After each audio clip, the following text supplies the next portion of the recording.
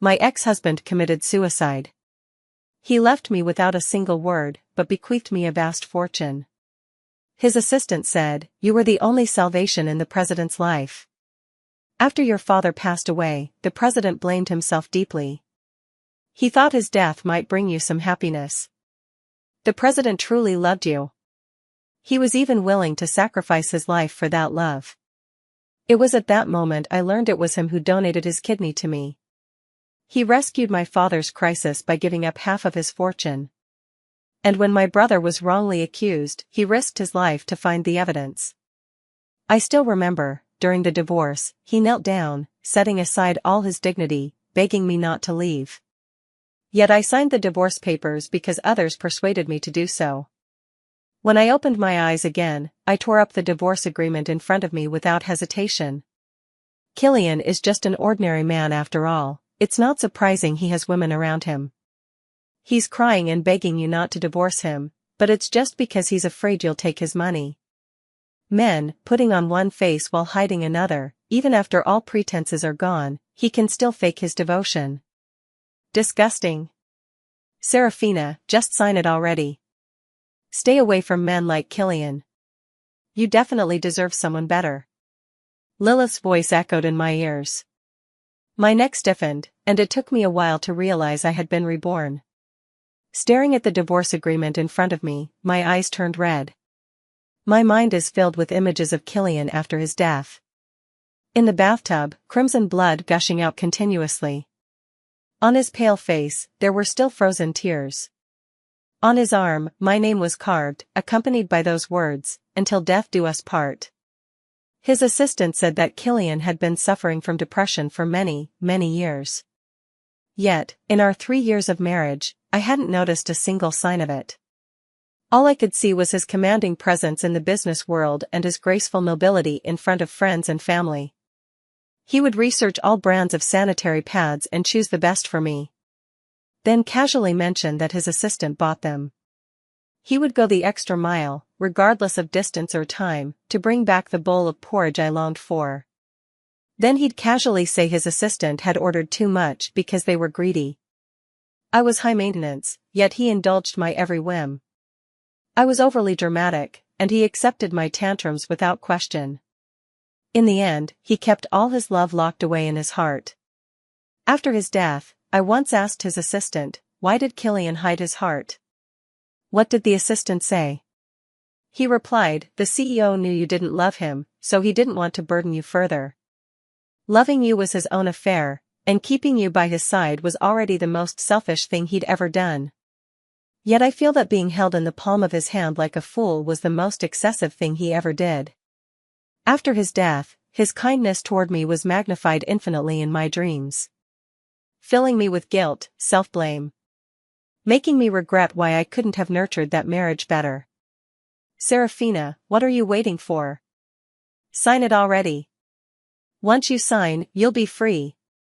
The clamoring in my ears snapped me back to reality. I lifted my eyes to Lilith, who had been urging me to divorce while trying to seduce Killian at every turn. The moisture in my gaze slowly faded as I casually tore up the divorce papers in front of me. Lilith was startled, looking at me in disbelief. Serafina, what are you doing? I said coldly, I'm not leaving. Lilith paused. Why? Killian cheated on you. Are you really planning to forgive him? I nodded, yes, I forgive him. With that, I turned to leave the law firm. But Lilith grabbed my arm. If you don't divorce Killian, who's going to cover my family's $50 million deficit? I looked at her, my gaze icy. Your family's deficit is none of my concern. With exaggerated outrage, she exclaimed, didn't you say you'd give me all the assets you'd separate from Killian after the divorce? How can you go back on your word? Aren't you my best friend anymore? I chuckled lightly, then I suppose it wasn't. Such a toxic friend, spreading malicious rumors, poisoning others' marriages, and coveting their assets, would truly be better off non-existent. I walked out of the law firm, hailed a cab, and went straight to Killian's company. Just as I reached the entrance, 2 hushed whispers caught my ear. That man entangled with the president's wife is back again asking for investment funds. This is already the second time this month. The first time they asked for 10 million, and now they're shamelessly demanding 100 million. The 10 million vanished into thin air, and now the CEO is really going to give them this 100 million? Hard to say. Our CEO's wife might whisper who knows what into his ear. Who knows what the CEO is thinking? It's clearly a losing investment, but for his wife's sake, he's willing to take the hit. I pursed my lips and quickened my pace. As I passed by the two gossiping employees, they were visibly startled, lowering their heads in fear. Killian, this time I only want 100 million. Just 100 million, and I'll make sure Lilith convinces Serafina not to divorce you. Otherwise, all you'll get from Serafina is divorce papers. You love her so much, surely you won't begrudge a mere 100 million, will you? I stood outside the CEO's office. Through the glass, I could hear the conversation inside and see Adrian's arrogant, overbearing expression. Sitting across from Adrian, Killian kept a cold expression without showing any emotion, only his hands hidden under the table involuntarily clenched tightly, even turning red from the pressure. Seeing that Killian remained unresponsive, Adrian raised his voice. Back then, it was I who let Serafina go to you. If I wanted to take Serafina back, it would just take a single word. Killian, I'm giving you a chance, don't refuse a toast only to drink a forfeit. Killian's eyes grew sharp as he glared at Adrian, his jaw clenched tightly, having already reached the limit of his patience. Meanwhile, his concealed hand beneath the table had already drawn blood. I realized he had dug his nails so deep into his palm that he had broken skin. Yet Adrian's words continued relentlessly. Killian, I don't think you've seen those intimate photos of Serafina and me yet. And I doubt you'd want them to go public. A sly smile appeared on Adrian's face. Killian's eyes imperceptibly flickered with intensity. He stared at Adrian, his gaze sharp and murderous. Gritting my teeth, I pushed the door open and stepped inside. Adrian looked at me in surprise as I walked in. Serafina, why are you here at this time? Shouldn't you be at the law firm with Lilith? He stopped mid-sentence, quickly swallowing the rest of his words. Then he cautiously glanced at Killian, looking as though he was afraid of giving himself away. Adrian had his sister, Lilith, constantly slander Killian in front of me, trying to drive a wedge between us and push me to divorce Killian. On the other hand, he repeatedly brought up my past with Killian, forcing Killian to comply with Adrian's outrageous demands for my sake. This deceitful pair of siblings inserted themselves between Killian and me, exploiting my flaws to corner Killian to his death. Yes. Killian was driven to his death. Lilith and Adrian are the killers. And I am the chief culprit. If only I had known Killian's love earlier, if only I had understood the sinister ambitions of Lilith and the siblings Adrian sooner. Killian wouldn't have taken his own life. My family and I wouldn't have met such a tragic end. When Killian saw me, he suppressed all his anger. Facing Adrian again, he was on the verge of agreeing to the 100 million investment almost without hesitation. I quickly walked over and grabbed his sleeve. Killian, I think we should reconsider Adrian's project proposal. Killian froze. Adrian, even more startled, spoke with evident displeasure. Serafina, don't interfere in business matters you don't understand. I glanced at Adrian and said coldly, I may not understand business, but Killian is spending Killian Group's money now. As Killian's wife, half of his money is mine. $1 billion is no small amount. Whether he can give it depends on whether I agree or not. Adrian didn't expect me to say this, his frown was deep enough to crush a mosquito. Killian remained motionless, his handsome face showing no emotion. I decisively hooked my arm through his and repeated firmly, right now, I don't agree to your investment. Do you hear me? Killian's lips twitched slightly before he nodded obediently and replied, I hear you. Adrian gritted his teeth. Serafina, have you forgotten what we agreed on earlier? Before Adrian could finish, I interrupted bluntly, forgotten. His face flushed instantly. I continued coldly, don't call me again in the future. Others might misunderstand the nature of our relationship. Those words Adrian just said in front of Killian were practically slinging mud at my reputation. Serafina, how did you suddenly become like this? Suddenly? I don't think so. Perhaps I should have become like this long ago. I'm a married woman, so please restrain yourself and stop saying things that overstep your place. Serafina. Killian, my ears are so noisy. I looked at Killian, as if seeking help. Killian gazed coldly at Adrian and said, "Get out." Adrian was thoroughly shocked, probably never having received such treatment from Killian before. I added fuel to the fire. He told you to get lost, so why aren't you leaving? Furious, he grabbed a cup of coffee in front of him and flung it at me. Killian reacted swiftly, shielding me behind him. But the coffee soaked through his white shirt. The stain on the shirt still emitted wisps of white vapor, clearly from a burn. Yet Killian showed no sign of pain, his face completely expressionless. Then, without hesitation, he summoned security and had Adrian thrown out. The spacious CEO's office was left with just 2 people. Standing before Killian, I began undoing the small, stubborn buttons of his shirt one by one. As the scalding coffee threatened to soak through his shirt, my eyes reddened with urgency. "Are you crying?" Killian's voice came from above me. I wiped the corners of my eyes, my throat tight. "I'm so useless, I can't even undo the buttons." "That coffee must have been scalding, how it must have hurt when it splashed on your skin." A large, slightly calloused hand suddenly covered the back of mine. A wave of warmth flowed from his palm. Then, he tore at the shirt violently, sending buttons flying in all directions. Some even bounced onto my face. I gasped in surprise. Toned abdominal and chest muscles stood erect before me. I lifted my gaze, directly meeting Killian's eyes, and under his cool stare, my cheeks involuntarily flushed with a hint of shyness. He said gently, "I've unbuttoned them all, don't be angry." I swallowed hard, my mind blank for a moment. With trembling hands, I took the burn ointment, squeezed some onto my fingers, and then carefully applied it to the already reddened and swollen skin of his lower abdomen. He simply watched in silence, saying nothing. I tried to remain composed as I tended to his wound but stumbled upon a long, trench-like scar, the location of his left kidney. My heart skipped a beat, and the emotions I had struggled to suppress surged up once again. In that instant, tears began to fall. Killian panicked, asking, "Is the scar too ugly? Did it scare you?" As he spoke, he moved to put his clothes back on. I shook my head and said, "No, the scar isn't ugly. Not at all. It's such a long scar. How much pain did you endure when they cut it? And just like that, it's a kidney. How could you give it to me so casually?" He paused. "You know? Since when?" "In my previous life, after he died."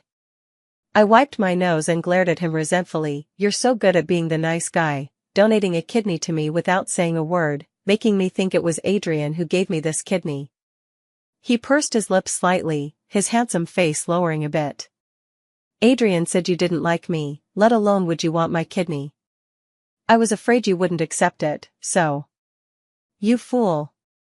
I hugged him, burying my face in his chest, sobbing uncontrollably. "Can't you just tell me directly how you feel about me? How many misunderstandings between us have only happened because you wouldn't speak, and I wouldn't either, letting others take advantage? Since when do you listen to whatever Adrian says? Weren't you supposed to be the decisive, ruthless CEO? How is it that when it comes to matters of the heart, you act like a complete fool?" His hands gripped my shoulders, tightening gradually. He was holding back. I was just scared. Scared of what? I was afraid you wouldn't want me, afraid you'd hate me. When we got married, you had to compromise, and forcing you to stay by my side was too much. "Killian, kiss me." I looked at him, my tone carrying a hint of command. Perhaps it was because I knew too much about how deeply he loved me that I could be so bold with someone I used to fear in my past life. We've missed out on too much. In this lifetime, we can't let it continue like this. His eyes flickered with disbelief. Heaven knows, after 3 years of marriage, we've never even kissed. He froze in place. I took the initiative to touch his lips. By accident, I ended up pushing him down onto the sofa. Serafina, I don't want to hurt you. His voice was strained with restraint. Before I could grasp the meaning behind his words, I snuggled into his embrace and whispered, "Hold me tighter, as tight as you can." His strength was overwhelming. As his large hand pressed against my back, it felt as though he was trying to meld me into his very being. A sudden spring rain arrives. Falling on the leaves, it rustles softly. Landing in the flower stamens, it adorns them like fine attire. The flowers and grasses sway in the spring breeze, gently rocking, dancing with grace. A sweet fragrance fills the air. Restrained and suppressed, it all dissipates in an instant into tenderness. On the sofa, I lean into his embrace. His coat is draped over me, concealing the crucial scenery. Beneath me, my intimate garments are strewn about. He wipes the sweat from my forehead, his face filled with remorse. "I'm sorry, Serafina, I couldn't resist." My cheeks were burning, my mind still filled with the blush-inducing scene from earlier. Biting my lip lightly, I nestled closer into his embrace and grumbled, "Why you don't have to, exhausted all at once. There's always next time." Yet he remained uneasy. "I keep feeling like this is a dream. None of it seems real." Unreal, so he desperately wanted to cling to it. Devoted body and soul, willing to stake even his life in the act. "Is there still a meeting this afternoon? You should go freshen up first, don't let it interfere with your work." I gave Killian a little push. He reluctantly got out of bed, though the reluctance in his eyes made it seem like he might pounce back at any moment. "Don't worry, I'm not going anywhere. Besides, in my current state, there's nowhere I could go anyway." He pursed his lips slightly before finally heading into the adjacent bathroom after a long pause. Hearing the sound of running water from the bathroom, I finally relaxed. This man was terrifying, especially after taking off his clothes. "President, I brought the clothes you requested, still selected according to my measurements. If Madam is unwilling to attend the evening banquet, you can always have me accompany you." A woman's voice came from the entrance. It stopped abruptly the moment she saw me. Yvette froze. "Madam, when did you arrive?" I leisurely put on Killian's shirt, my slender legs boldly exposed in front of Yvette. The clothes on the floor, the sound of running water in the bathroom, and the lingering scent in the air. If anyone else had seen this, I might have felt ashamed or embarrassed. But the person standing before me now was Yvette, the woman who had been constantly challenging my place, Killian's secretary. "I came to see my husband. Do I need to report to you?" "Of course not, I was just curious." "Indeed, you must be curious.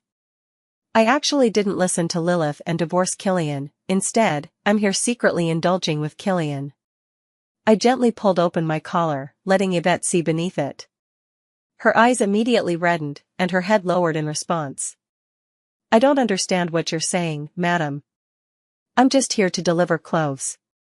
The CEO has a banquet tonight, and it's routine for me to prepare evening attire for you." I smirked coldly. "Clothes meant for me, yet they're in your size." In my past life, it was this very move that made me firmly believe Killian had cheated on me with Yvette. Yvette even hardened her tone and said, "Madam, I've always been the one by the president's side in the past." So what?" Yvette bit her lower lip, her eyes red as she looked at me. "I only appear when the president needs me. You should be magnanimous and understand him, and me." I threw the clothes on the ground, and Yvette's face turned a mix of red, white, and blue.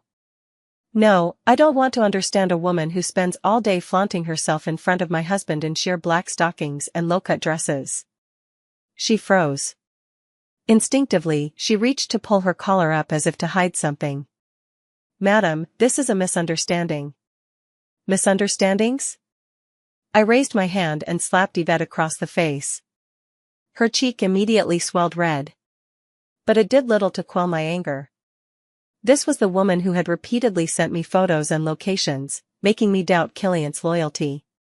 I lifted my hand to strike again, but Yvette caught my wrist. "Madam, don't go too far." I scoffed, "Beating a shameless homewrecker, how is that going too far?" Yvette's grip loosened, and the force of my slap sent her tumbling to the ground. Just then, the sound of running water from the bathroom stopped. Killian stepped out, wearing nothing but a towel wrapped around his waist. His handsome, clean-cut features were half hidden by the tousled hair falling over his forehead, but the moment he spotted Yvette, a frown crossed his face as he quickly shrugged on the bathrobe nearby. Yvette began her performance. "President, I just came to deliver clothes, but Madame seems to have misunderstood." She covered her face, appearing fragile and delicate, looking extremely aggrieved. "Madam, the President is swamped with work and couldn't find time to prepare the evening gown, so he asked me to help you with it." How could you misunderstand the relationship between me and the President?" Her pitiful demeanor was extremely green tea. Killian's eyes flickered slightly as he walked to my side and asked what had happened. In the past, I would have been so infuriated by Yvette's few words that my brain would short-circuit, immediately taking it out on Killian, falling right into everyone's trap. There would have been no way for me to sit down and calmly talk with Killian. But now, I must speak up. What needs to be said must be said clearly. I won't give anyone the slightest chance to interfere. I pointed at Yvette. She claimed she prepared an evening gown for me for the banquet, but it was in her size. Almost instantly, Killian understood the implication of my words. Before Yvette could even respond, he coldly declared, "You're fired." Yvette's face was deathly pale, her eyes filled with disbelief. I was also somewhat surprised. This matter was resolved with surprising ease. "Wait, when your company fires an employee, is it really as simple as a single sentence, just like in TV dramas?" Yvette still wanted to fight for something, but Killian gave her no chance, simply instructing her to collect her salary from finance immediately. As we left Killian's office, I added fuel to the fire, deliberately wrapping my arms around his neck and cooing, "My back hurts. Carry me. And help me wash up later." The sound reached Yvette's ears. I saw her spine visibly stiffen. A sense of petty triumph surged in my heart. Until Yvette left, I was immersed in the joy of chasing away the other woman. Not once did I notice the burning gaze of the man beside me. With a sudden lightness, I was swept into Killian's arms horizontally, startling me. He was already carrying me toward the bathroom. "No, I can manage on my own." But he shook his head very seriously. "Your back hurts, let me do it." "My back doesn't hurt." "No, it does." In the end, we didn't make it to the banquet. Killian took me home instead, a suburban villa in the south of the city, our marital home, though the property was registered solely under my name. It was his wedding gift to me. When he forcefully came to my home demanding an arranged marriage, I couldn't refuse due to my family's crisis, never realizing just how much I would benefit from this union.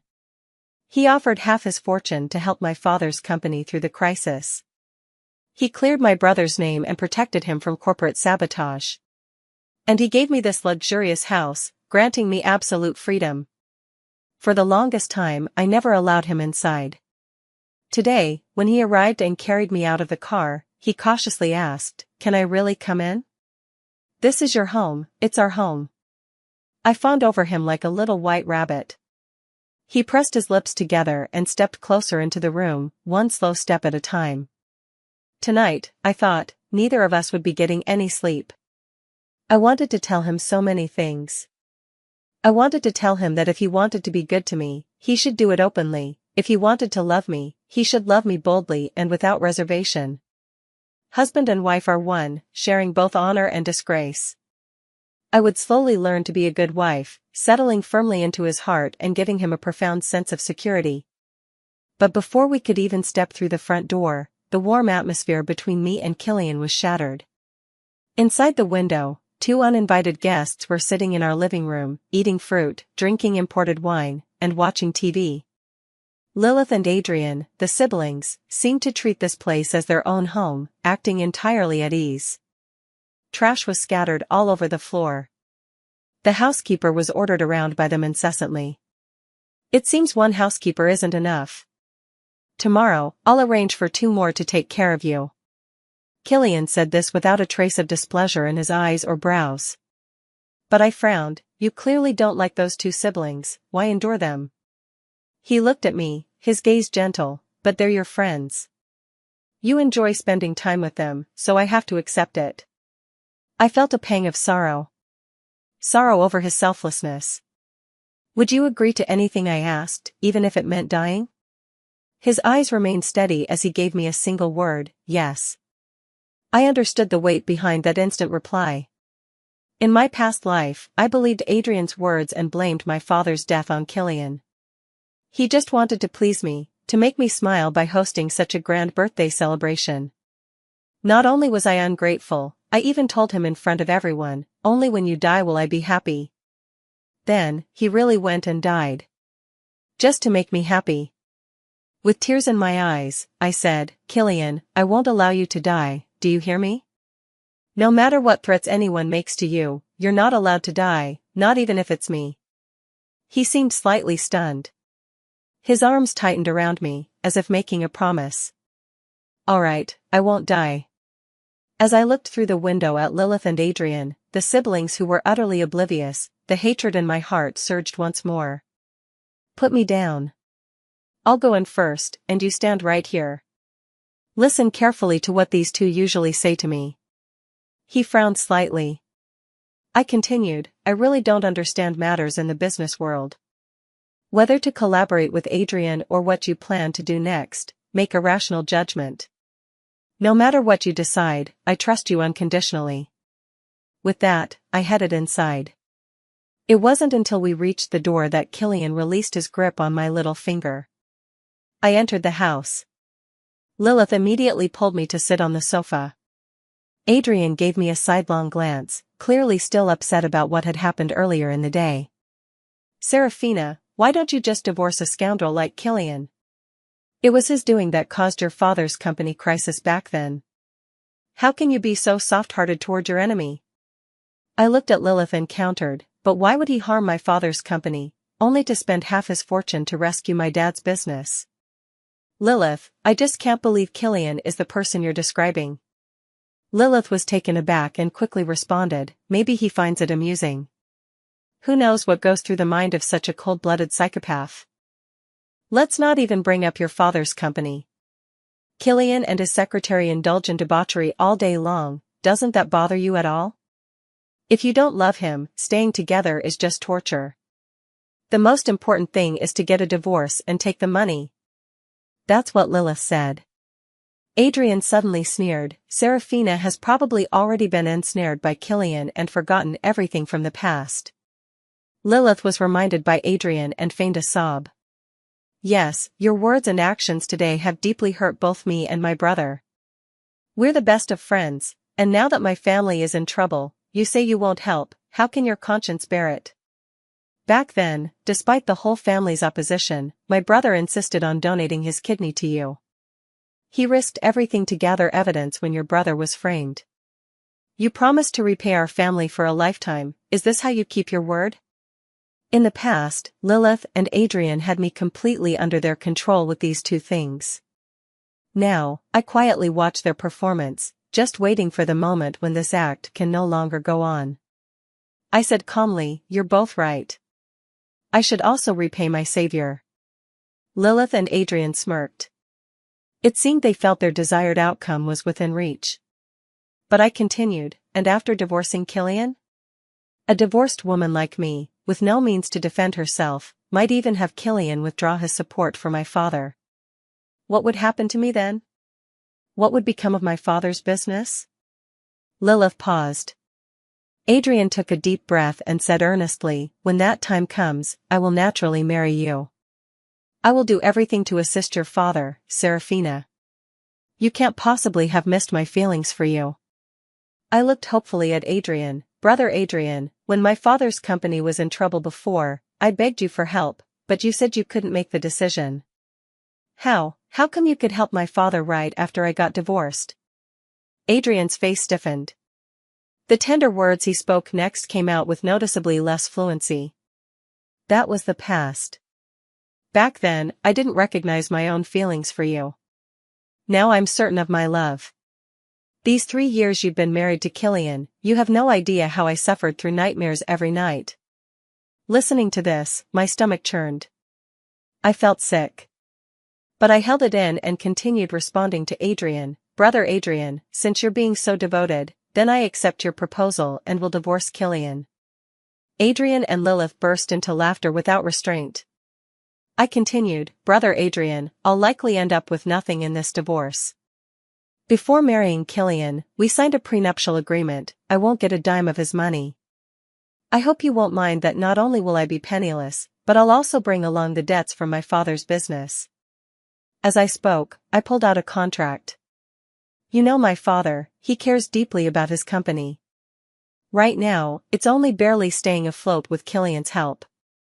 If I get divorced, my father's company probably won't survive for long. If you're willing to sign this agreement and unconditionally inject 100 million into my father's business, he'd likely agree to let me marry you. How sincere my words were, how disgusted Adrian appeared. Looking at the agreement, his face turned pale. Lilith couldn't help but console from the side, Serafina, is this really necessary? Don't you trust my brother's character? I replied calmly, of course I trust Adrian's character. I'm just worried my father might not. The room fell into silence. With a faint smile, I added, by the way, with such a beautiful night, I have 2 bottles of my finest wine upstairs. I'll bring them down so we can celebrate my newfound freedom, and soon, my happiness in marrying Adrian. With that, I stood up and went upstairs. The 2 downstairs began discussing without any restraint. Bro, should we sign? If we sign this, we're finished. Then what do we do? If Serafina can't get Killian's divorce settlement, and Killian won't invest in us, are we really doomed? Don't worry, I still have a way. I could easily guess what they were discussing. In my previous life, after my divorce from Killian, I made it clear that I was innocent by not claiming any of his assets and had no money to help them. The siblings simply conspired to stage a kidnapping. After abducting me, they demanded 100 million from Killian. It was this 100 million that plunged Killian's company into crisis and put pressure on my father's business. With Adrian's group gaining momentum and putting pressure on Killian's conglomerate and my father's business, it wasn't long before my father passed away, exhausted by the collapse of his company. Although Killian managed to catch his breath for a moment, I blamed my father's death on him. After Killian's passing, his empire crumbled like a collapsing tower, its former glory gone, leaving tens of thousands without their livelihoods, an event that caused quite a stir. A man who could have been a business tycoon, yet he gave up a bright future, even his own name, all for a woman. It's not an exaggeration to say that Killian is love-struck. I gaze at the bottles of alcohol on the liquor cabinet. These were part of the betrothal gifts Killian sent to my family when we got married. During the wedding, we didn't get to drink them, but now, opening them, the aroma is even richer. I take a sip of the liquor, turn to leave, and wait for the siblings to attempt their kidnapping plot when a long arm suddenly wraps around me from behind. Startled, I hear Killian's deep voice whisper in my ear, I'm sorry, I didn't realize these 2 would keep speaking ill of me in front of you. He's always apologizing. But clearly he's not the one at fault. I was the one who listened to their instigation. No, it's my fault for not explaining things clearly to you, making you live in constant fear and anxiety. Those days when you misunderstood me as cheating must have been so painful for you. His voice bewitched my tears. I sniffled, I'm sad, but Killian, you who love me yet dare not speak it, I fear you must be suffering far more painfully than I. That's why, after I uttered those words, he lost all attachment to this world and went straight to death. He lowered his head and kissed the tear streaks on my face. Slowly, the kiss moved to the corner of my lips. It should have been light and tender, yet he suddenly grew fierce, biting the tip of my tongue. It hurt. Then I heard him whispering by my ear, Serafina, from now on I won't allow you to call anyone else brother. I paused, remembering how to address Adrian. I just wanted to let their guard down. I don't care, I just don't want to hear it. Why? It's so tempting, you have no idea. Just hearing you call him brother earlier made me want to burst in and strangle him. The video of Lilith and Adrian, the sibling duo, plotting to kidnap me was handed over to the police. Evidence of Adrian repeatedly using me to threaten Killian into investing was also submitted to the relevant financial crime center. Additionally, Killian uncovered proof that my father's business crisis was entirely due to Adrian leaking the project's floor price, directly throwing Adrian's conglomerate into the eye of the storm. As the helmsman of the conglomerate, Adrian was undoubtedly sent to prison. Given the enormous sums involved, he was sentenced to life imprisonment. When Lilith came begging to me, she wore a pitiful, innocent expression, persistently recounting our past affections. Yet, I presented her with a video showing Lilith deliberately removing her clothes in front of Killian, attempting to seduce him. How amusing that a man you described as worse than scum could still be worth all your efforts to seduce. Lilith turned pale, still shaking her head in denial. I cut her off. If you dared to act and own up, I'd still consider you a true fighter. But not only did you fail to secure your position, you also colluded with Killian's female secretary. Just how much suffering do you want to inflict on me? Lilith, seeing that explanations were futile, let her true colors show. Serafina, what makes you deserve Killian's love? You're only with Killian for his money. Serafina, Killian loving you is him being blind. You're not worthy of Killian at all. I'm not worthy of Killian. That statement isn't wrong. He's simply too outstanding, too good, too devoted. Even when nestled in his arms, breathing in his crisp scent, I'm always plagued by doubt. Why should I deserve Killian's unconditional favor that he gives without hesitation? He'll kneel on one knee to put my shoes on for me. He'll set aside his aloof demeanor to hand-feed me congee. Every word and action of his is considerate of me, meticulous to the point where no one could possibly find fault with him. Oh, right. There is one flaw about Killian. His stamina in certain areas is excessively impressive. It's honestly a bit overwhelming. I couldn't help but blush. Lilith stared at me for a long moment, her eyes filled with confusion. Why are you blushing? I'm scolding you. I cleared my throat softly. Ultimately, because I was in a good mood, I didn't really want to argue with Lilith further. What you want, I can't give.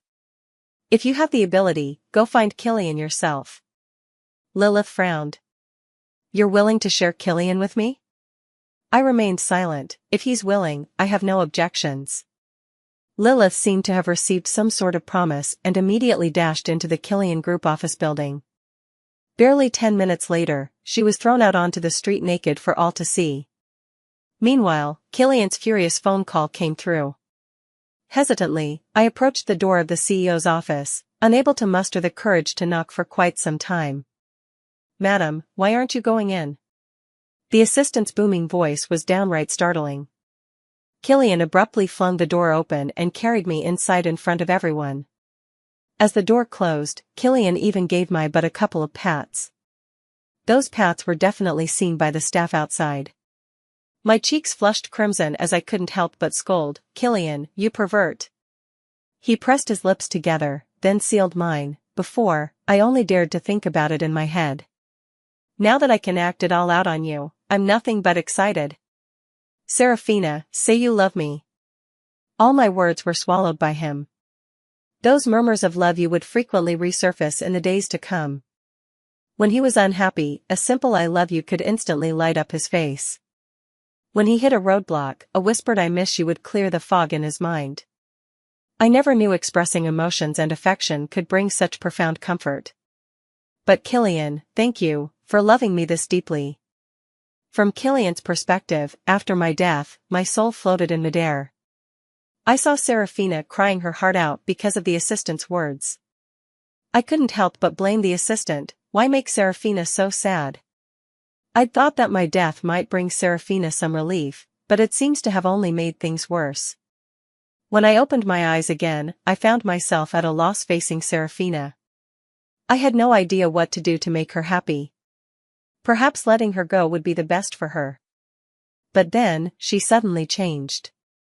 Became so proactive, even, started caring for me, applying medicine for me, and taking the initiative to kiss me. Having been reborn, I should have remained steadfast. Yet, I couldn't refuse Serafina at all. Serafina, this time it was you who threw yourself into my arms. How could I possibly let go? Even if it meant dying once more, I'd be willing. Still, it's a relief. Everything is moving in a positive direction. The kindness I show her, she repays twofold. The love I give her, she loves me back twice as much. Serafina, I love you. Until death do us part.